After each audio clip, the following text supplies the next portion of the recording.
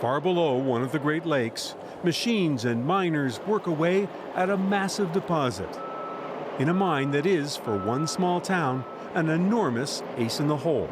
The walls here are almost pure salt, and almost everything that comes out of this mine will be used on sidewalks and roads in the winter. The town is Goderich, Ontario. Like many small communities across Canada, it has struggled to hold on to jobs, the key to keeping people from leaving, moving to big cities. Are you hungry? Yeah. Oh, yeah. Okay, and how do you want your eggs? The mayor of Goderich runs one of the busiest diners in town.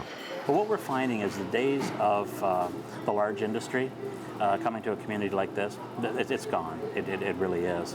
Large industry is more likely to leave.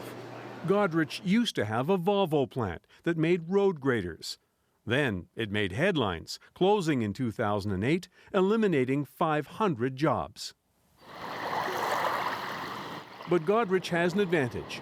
Its future tied to the closest thing there is to a sure bet in this country: winter. The salt mine isn't going anywhere. It's the town's largest employer, supplying cities in Canada and the U.S. There's salt underground in the seam that we're in for over 100 years of mining, so it lasts a long time.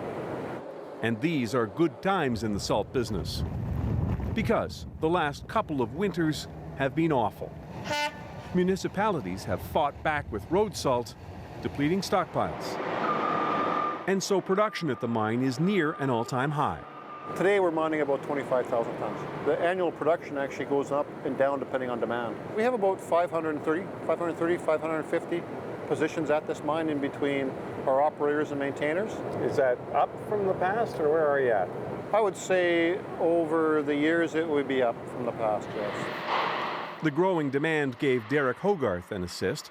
He's part of the latest wave to be hired at the mine. He's hoping more cold winters are coming. We're busy. You would think you'd be busier in the wintertime, but actually you're busier now at this time of the year because you have to produce and stockpile for the upcoming season.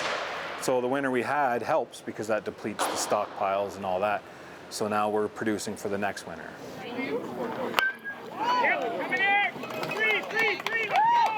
But even a giant salt mine can't solve all of a small town's problems. The relentless pressure on smaller communities. There's no shopping around here really for young people. You have to go to the city. The salt mine's okay, but that's the only thing we got.